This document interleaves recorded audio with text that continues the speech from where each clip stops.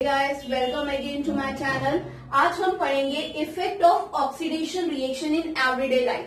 हमारी आए दिन की लाइफ में कैसे कैसे ऑक्सीडेशन होता है, आज हम वो इस क्लास में पढ़ेंगे। देखो, there are two common effects of oxidation in our daily life, that is first corrosion and second is rancidity. Actually में आपको पता भी होगा कोरोजन और रेंसिडिटी के बारे में। बेसिकली कोरोजन के बारे में तो आपको पता होगा, डेली लाइफ में आप सुनते हुए आते हो, जैसे किसी भी चीज पे जंग लग जाती है, that thing is known as corrosion. और ये किसकी वजह से होती है? ऑक्सीडेशन की वजह से। अगर आपको ऑक्सीडेशन के बारे में पढ़ना है, दिखाई दे रहा होगा, ऊपर में क्लिक करके देख सकते हैं, आपको प्रॉपर ऑक्सीडेशन से रिलेटेड वीडियो मिलेगी। ठीक है। और ऑक्सीडेशन बेसिकली होता क्या है, थोड़ा सा शॉर्ट बता देती हूँ। ऑक्सीडेशन मतलब क्या है? ऑक्सीजन जब किसी चीज में ऐड हो जाती है, that thing is known as oxidation.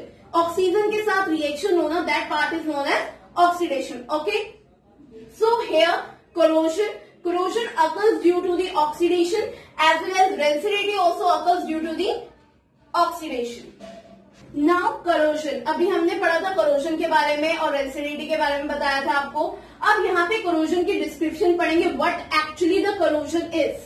It is the process in which metals are eaten up gradually by the action of air, moisture and the chemical on the surface. Means आपका corrosion किसकी वजह से होता है? जब भी metal के ऊपर कोई भी चीज की जंग लग जाती है बिकॉज ऑफ ऑक्सीडेशन। और ये जंग लगती किस वजह से है? अगर वो एयर के कांटेक्ट में होता है मेटल, या तो आपके मॉइस्चर मतलब पानी, नमी वाली एरिया में जब होता है आपका मेटल, या फिर कोई केमिकल वाले सरफेस पे आपका मेटल पड़ा हो, तब आपका मेटल क्या हो जाता है? कोरोड हो जाता है। That means in the simple form you can say rust हो जाता है। बट रस्टिंग वर्ड बेसिकली हम आयरन के ऊपर यूज करते हैं, जो है ऑक्सीडेशन का। अगर ऑक्सीडेशन की वजह से किसी भी चीज के सरफेस पे, मेटल के सरफेस पे कोई खराबी आ जाती है, जंग लग जाता है, कुछ भी हो जाता है, that thing is known as corrosion. Iron के ऊपर ऑक्सीजन या फिर वाटर आपस में रिएक्ट कर जाते हैं। अगर आयरन आपका बाहर की साइड पड़ा है, उसके ऊपर ऑक्सीजन और वाटर की लेयर हो जाती है, रिएक्शन हो जाती है, then we say that it is due to corrosion. Okay, उसके ऊपर क्या हो रहा है? कोरोजन हो रहा है। और उस पार्ट को हम क्या कहते हैं? रस्टिंग कहते हैं। क्यों? क्योंकि ये किसमें हो रही है? आयरन में हो रही है। और कोई भी चीज आयरन के साथ रिएक्ट करती है, मतलब आयरन के साथ अगर आपका वाटर या फिर ऑक्सीजन रिएक्ट करता है, तो उस पार्ट को हम रस्टिंग कहते हैं। और पूरे प्रोसेस को हम क्या कहते हैं? कोरोजन। जैसे यहाँ पे आप एग्जांपल देख सकते हो पूरा, कि आयरन आपका किसके साथ रिएक्ट हो रहा है? ऑक्सीजन और वाटर के साथ जब रिएक्ट हो रहा है तो वो क्या बना रहा है? Fe2O3.XH2O। ये जो आपका पूरा का पूरा केमिकल निकल के आया है, that chemical is known as rust. इसे हम रस्ट कहते हैं। ठीक है, हिंदी में हम इसे जंग कहते हैं। जब भी आपके आयरन मेटल पे जंग लग जाती है तो यही चीज फॉर्म हुई होती है। क्या होती है? Fe2O3.XH2O। और इसका दूसरा नाम क्या होता है? Hydrated iron third oxide. Why it is called as hydrated? Because यहाँ पे क्या है? वाटर आया हुआ है, साथ में जब वाटर लग जाता है किसी भी चीज के, तो उसे हम क्या कहते हैं? हाइड्रेटेड कहते हैं। और आपको ये भी क्वेश्चन माइंड में आ रहा होगा कि यहाँ पे X क्यों लगा है? Why we have written it XH2O। XH2O क्यों लिखा है हमने? उसका भी एक रीजन है। X मतलब क्या है कि मुझे नहीं पता कि यहाँ पे पानी के कितने मॉलिक्यूल्स हैं। अगर जब हमें नहीं पता होता कि पानी के कितने मॉलिक्यूल्स हैं, तो हम उसके आगे क्या लगा देते हैं? X लगा देते हैं। क्लियर? रस्टिंग क्या होती है? आपकी रिडॉक्स रिएक्शन होती है। क्यों होती है? क्योंकि इसमें ऑक्सीडेशन हो रहा है, मतलब कि इसमें ऑक्सीजन की वजह से भी सारा काम हो रहा है और आपका वाटर भी इंक्लूड हो रहा है, ड्यू टू विच इसे हम क्या कहते हैं? कि रस्टिंग एक रिडॉक्स रिएक्शन है। क्लियर? और rust is a soft and the porous substance. Rust आपका क्या होता है? बिल्कुल एक तरीके का सॉफ्ट और पोरस सब्सटेंस होता है। मतलब पोरस मतलब ये कॉन्टिन्यूस प्रोसेस है। अगर एक बारी किसी मेटल पे रस्टिंग हो गई, इट मीन्स दैट कि वो हमेशा के लिए हो गई है। उसे प्रिवेंट करना हमारा काम है।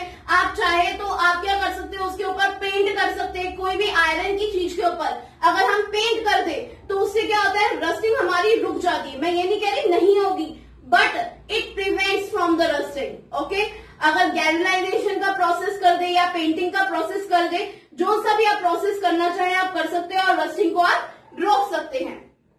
अब आता है हमारा कोरोजन। कोरोजन भी क्या करता है, हमारे आयरन और स्टील मेटल्स को क्या कर देता है, बिल्कुल ही वीकेन कर देता है, डम कर देता है। और उसके एग्जाम्पल क्या क्या है, आपकी कार बॉडी हो गई। कार बॉडी भी किससे मिलकर बनी होती है, आयरन एंड स्टील से। आपके ब्रिजेस, रेलवे ब्रिजेस जो होते हैं, और साथ में शिप, ये सब चीजें किससे मिलकर बनी होती है, आयरन और स्टील से। और इनके ऊपर आसानी से आपका कोरोजन हो सकता है। शिप के ऊपर तो आसानी से होता है क्योंकि वो क्या है, पानी में ही तैर रही होती है, ठीक है ना। पानी में तैरने की वजह से क्या हो सकता है, उसके ऊपर कोरोजन हो सकता है। बट उसे प्रिवेंट कैसे किया जाता है, उनके ऊपर पेंट करके, और हैवी पेंट एंड गैल्वेनाइजेशन किया जाता है कि जिसकी वजह से क्या हो कि कोरोजन ना हो पाए। Okay, our next topic is rancidity. Rancidity क्या होता है, it's a condition produced by the aerial oxidation of fat and oil in the food.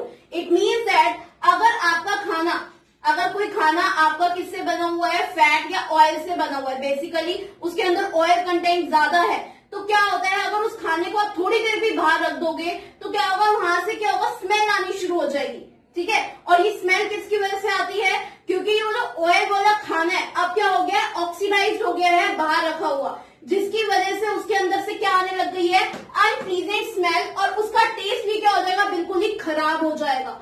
That thing is known as rancidity. Rancidity क्या होती है, जब भी आप खाना बनाते हो उसके अंदर ऑयल कंटेंट ज्यादा है या फैट कंटेंट ज्यादा है, तो क्या होगा, अगर उस खाने को फ्रिज में ना रखने की जगह आपने बाहर रख दिया है, बाहर रखते ही क्या होगा, वो क्या होगा, एकदम एयर के कांटेक्ट में आएगा। एयर के कांटेक्ट में आने की वजह से वो क्या होगा, खाना थोड़े टाइम के अंदर खराब होना शुरू हो जाएगा। मैं ये नहीं कह रही कि बनाते ही आपने बाहर रखा और खराब हो गया, नो, मैंने क्या कहा है, थोड़ी देर बाद, ठीक है ना, थोड़ी देर बाद तक आप बाहर ही रखो, पूरे दिन उसे बाहर रख दो। जैसे ही आप उस सब्जी को पूरा दिन बाहर रखोगे तो क्या होगा, वो चीज खराब हो जाएगी। अगर मैं लेस का पैकेट भी लेती हूँ तो लेस में भी क्या होता है, आपका ऑयल कंटेंट होता है, और अगर लेस का पैकेट ऐसे खुला छोड़ दो थोड़ी देर के लिए आप बाहर, तो क्या होगा, वो सिल जाते हैं। चिप्स जो होते हैं आपके क्या होते हैं, सिल जाते हैं। क्यों, क्योंकि वो ऑयल से, उसके अंदर ऑयल कंटेंट है, फैट कंटेंट है, यस है, जिसकी वजह से वो क्या हो रहा है, एयर के अंदर ऑक्सीजन प्रेजेंट है, उसके साथ ऑक्सीडाइज हुआ और वो क्या हो गया, सिल गए, और आपकी अनप्लीजेंट टेस्ट एंड स्मेल देना शुरू कर देते हैं। क्लियर। हम क्या पढ़ेंगे, प्रिवेंशन ऑफ रेंसिडिटी। रेंसिडिटी को आप कैसे प्रिवेंट कर सकते हो, अपना खाना कैसे बचा सकते हो, ठीक है। सबसे पहला पार्ट क्या होता है, एडिंग एंटीऑक्सीडेंट। अगर हमारे खाने के अंदर एंटीऑक्सीडेंट्स हैं तो क्या होगा भाई, आपकी रेंसिडिटी होने से बच जाएगी। एक्चुअली में एंटीऑक्सीडेंट होता क्या है, ये एक तरह का क्या होता है, रिड्यूसिंग एजेंट होता है। It is a reducing agent जो हमें क्या करता है, प्रिवेंट करता है ऑक्सीडेशन से। Antioxidants are the reducing agent which prevent from the oxidation. और जो दो मेन कॉमन आपके एंटीऑक्सीडेंट्स ऐड किए जाते हैं किसी भी खाने में, that is BHA and BHT। Okay, ये आपका 1 मार्क्स का क्वेश्चन हो सकता है एमसीक्यू में, कि आपके दो कॉमन एंटीऑक्सीडेंट्स कौन से होते हैं, that is BHA and BHT। को फर्स्ट प्रिवेंशन समझ में आ गई है। अब हमारी है सेकेंड प्रिवेंशन। ये सेकेंड प्रिवेंशन में आप क्या कर सकते हो, अपने खाने के अंदर नाइट्रोजन गैस कंटेन करवा लीजिए। नाइट्रोजन गैस कैसे, आपकी सेकेंड प्रिवेंशन क्या है, containing food in nitrogen gas. Means जैसे आपका लेस का पैकेट आता है, ठीक है, उस लेस के पैकेट जब वो बंद होता है तब क्या होता है, कभी भी ऑक्सीडेशन नहीं होती। द रीजन बिहाइंड इट कि उन लेस के पैकेट्स में क्या होता है, आपकी नाइट्रोजन गैस डली होती है, जो नाइट्रोजन गैस किसमें हेल्प करवाती है, आपकी ऑक्सीडेशन से प्रिवेंट करने में हेल्प करवाती है, ठीक है, जिसकी वजह से आपका चिप्स का पैकेट हो या कोई भी सामान हो वो खराब नहीं होता। और बेसिकली ये नाइट्रोजन गैस उन्हीं खानों में डलती है जिनमें ऑयल एंड फैट कंटेन किया जाता है, ठीक है, जैसे आपका चिप्स का पैकेट होता है। Clear. Next point is keep the food in the refrigerator. आपका जो खाना है, आपने जो खाना बनाया ऑयल वाला, जैसे आपने कोई भी खाना बनाया, कोई भी सब्जी बनाई है, उसके अंदर ऑयल प्रेजेंट है, तो उस खाने को बाहर रखने की जगह आप कहाँ रख दो, रेफ्रिजरेटर में रख दो। रेफ्रिजरेटर में रखने का रीजन क्या है कि आपको क्या मिल रहा है, रेफ्रिजरेटर में ठंडापन मिलता है। ठंडेपन की वजह से क्या होता है, जो उसका ऑक्सीडेशन तब भी हो रहा है, बट उसका जो प्रोसेस होता है वो क्या होता है, स्लो डाउन हो जाता है। जो उसने एक दिन में खराब होना है वो शायद अगले दिन खराब हो, या फिर परसों खराब हो, it depends upon the cooling effect. Okay, now the next point is put your food in the air tight container. आपके घर में अगर एयर टाइट कंटेनर्स हैं, उनके अंदर आप ये खाना रख सकते हो या फिर उस सामान को रख सकते हो। जैसे चिप्स वगैरह हम खोल देते हैं, तो अगर हम बाद में उसके अंदर हम तो भर नहीं सकते नाइट्रोजन गैस, तो हम उसकी जगह क्या कर सकते हैं, उन चिप्स को हम एयर टाइट कंटेनर्स में डाल देंगे, जिसकी वजह से वो खराब ना हो। ठीक है, क्योंकि एयर टाइट कंटेनर्स ऐसे कंटेनर होते हैं जहां पे एयर पास नहीं हो पाती, और अगर एयर ही पास नहीं होगी उसमें, तो रेसिडिटी होने का तो सवाल होता ही नहीं है। क्लियर?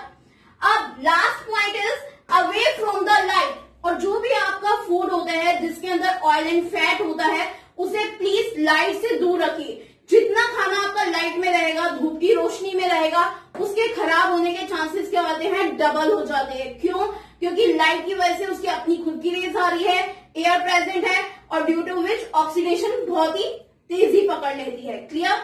और अगर आपको इस टॉपिक से रिलेटेड कोई भी डिफिकल्टी है, please comment below, I will definitely answer your query. And अगर आपको मेरी वीडियो पसंद आई हो तो please like, share and subscribe.